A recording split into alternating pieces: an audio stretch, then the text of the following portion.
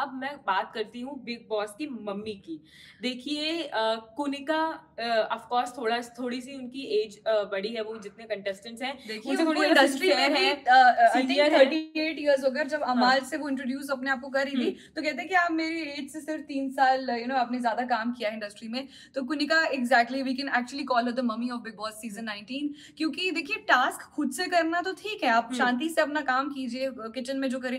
आप वहां पे जैसे हमारी मम्मियां नहीं होती किचन में, अरे सताक्षी ये ले आओ वो ले आओ, मैं ये परेशान हूँ ये इधर रख दो। सो ये कुनिका का ये पर्सनालिटी, ये एक बार नहीं दो बार नहीं, आई थिंक जब भी वो किचन में जा रही है एक तो वो अपना कहीं फ्रस्ट्रेशन निकाल रही है।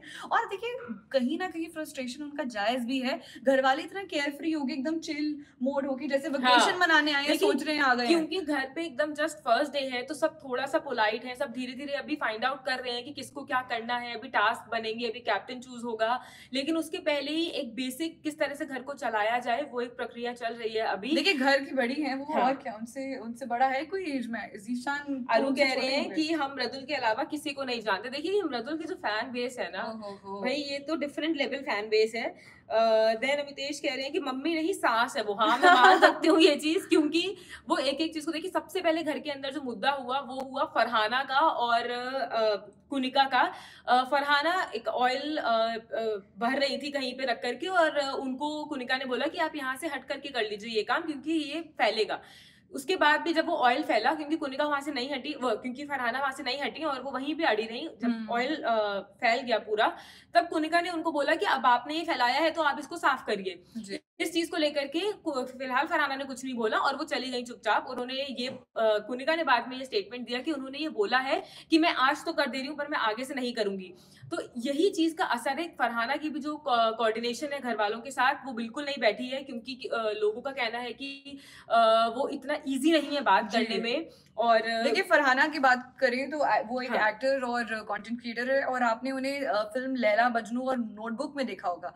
तो कम काम किए हैं इंडस्ट्री में, लेकिन उन्होंने अपनी पहचान बनाई है, तभी वो बिग बॉस सीजन 19 में है। अच्छा अगर बात फरहाना की करें यार, पहले दिन उनको सबसे ज्यादा झटका नहीं लग गया? आपको क्या लगता है?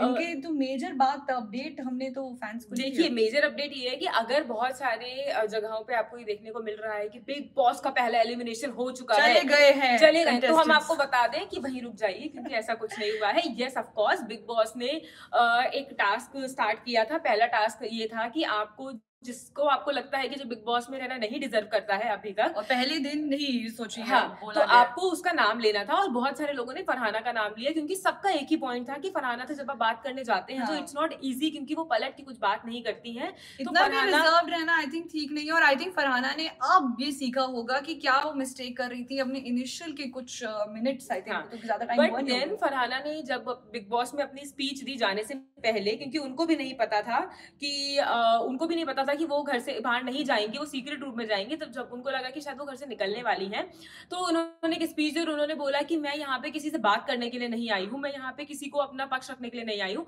अगर मेरी किसी से नहीं बनेगी तो मैं घर में बात नहीं करूंगी। तो ये क्यों है फिर? ये शो बात वाला नहीं है। ये शो बात वाला ही, आपको बात करके लड़ाई, एटलीस्ट लड़ाई तो करनी होगी, लड़ाई के लिए भी बात जरूरी है आई गेस। एग्जैक्टली तो ये चीज उन्होंने बोली और उसके बाद वो घर से निकल गई। हालांकि उसमें भी तान्या उनके पीछे पीछे गई और उन्होंने उनको बोला कि क्या मैं तुम्हारी मदद कर दूं सामान पैक करने में।